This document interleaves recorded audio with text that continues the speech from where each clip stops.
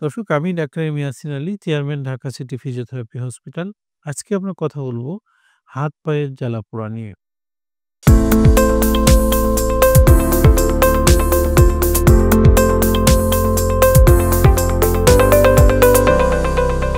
দর্শক, প্রায়ই এই ধরনের সমস্যা নিয়ে আমরা রোগী পাই যাদের হাতের তালু, পায়ের তালু এই জায়গাগুলা জ্বলে যায়, বার্নিং হয়। বিশেষ করে এই যে শীতের সময় এই হাত পায়ের উপরে আমরা কাঁথা বা কম্বল, লেপ কিছুই নিতে পারি না।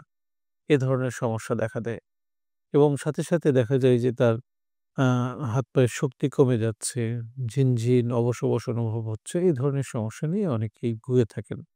এটা কেন হয়? এই বিষয়গুলো নিয়ে আজকে আলোচনা করব। আসলে আমাদের শরীর সৃষ্টিকর্তা অনেক সুন্দরভাবে তৈরি করেছেন। অসংখ্য নার্ভ আমাদের শরীরে আছে। যেটা আমাদের স্পাইন থেকে, মেরুদণ্ড থেকে শুরু করে আমাদের হাতের দিকে অসংখ্য স্পাইনাল নার্ভ, যেগুলো আমাদের হাত-পায়ের যে সেনসেশন এগুলা ক্যারি করে। যেমন আমরা চোখ বন্ধ করে থাকলাম, আমাদের একটা পিঁপড়া কামড় দিল, আমরা এই যে অনুভূতিটা বুঝতে পারি এবং সেই পিঁপড়াটাকে মারার জন্য আমরা আরেকটা অ্যাকশন নিই, সেটাও কিন্তু এই নার্ভের কারণেই।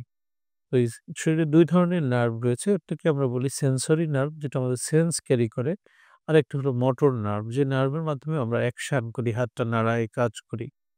তো এই সেনসেশন গুলা যখন আ সঠিকভাবে নিতে পারে না, তখন বিভিন্ন রকম সমস্যা দেখা দেয়। বার্নিং হয়, জ্বালাপোড়া করে, ঝিনঝিন, অবশ মনে হয়। তো এইগুলা বেশ কিছু কারণে হয়। যেমন আমরা বলছিলাম যে স্পাইন থেকে যে নার্ভগুলা আমাদের হাতের দিকে আসছে বা পায়ের দিকে যাচ্ছে, সেই নার্ভের উপর যদি চেপে থাকে, সেক্ষেত্রে অনেক সময় এই ধরনের সমস্যা দেখা দিতে পারে। কারো ক্ষেত্রে দেখা যায় যে কিছু ভিটামিন বা মিনারেলস এগুলোর ঘাটতিজনিত কারণে এই সমস্যা দেখা যেতে পারে। কারো দেখা যায় যে রক্তনালীগুলো শরীরে রয়েছে, সেই রক্ত সরবরাহ যদি কোনো কারণে ব্যাহত হয়, সেক্ষেত্রে এরকম সমস্যা দেখা দিতে পারে।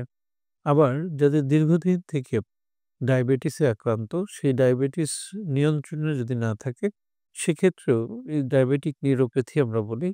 এই ডায়াবেটিক নিউরোপ্যাথি থেকেও এই ধরনের হাত-পায়ে জ্বালাপোড়া বা এ ধরনের সমস্যা হতে পারে।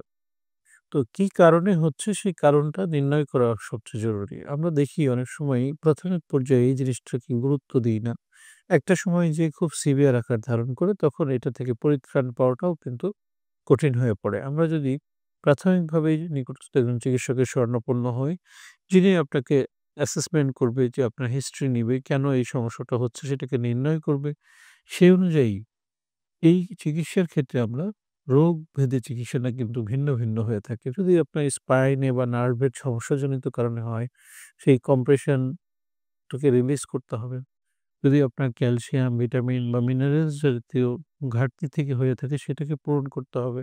যদি আপনার ডায়াবেটিস নিয়ন্ত্রণে না থাকে এবং সেটা ডায়াবেটিসটাকে নিয়ন্ত্রণে রাখতে হবে। কারো যদি থাইরয়েড রিলেটেড সমস্যা থাকে, সেটাকে নিয়ন্ত্রণে আনতে হবে। বিশেষ করে পোস্ট মেনোপজাল উইমেন যারা, তাদের অনেক সময় এই সমস্যাটা আমরা বেশি দেখতে পাই। সেটাকে হট ফ্লাশ সিনড্রোম আমরা বলি। তো মেনোপজ পরবর্তীতে মেয়েদের শরীরে বেশ কিছু হরমোনাল ইস্যুস তৈরি হয় এবং হরমোনগুলা চেঞ্জ হয়। এই সময়গুলাতে এই সমস্যাগুলো বেশি দেখা যায়। সেক্ষেত্রে কিছু হরমোন রিপ্লেসমেন্ট থেরাপির প্রয়োজন পড়তে পারে। তো দর্শক, যারা এই ধরনের সমস্যায় ভুগছেন, তারা দেরি না করে নিকটস্থ একজন চিকিৎসকের শরণাপন্ন হবেন, যিনি আপনাকে অ্যাসেসমেন্ট করে আপনাকে একটা সঠিক গাইডলাইন বা চিকিৎসা দিবেন। ধন্যবাদ সবাই।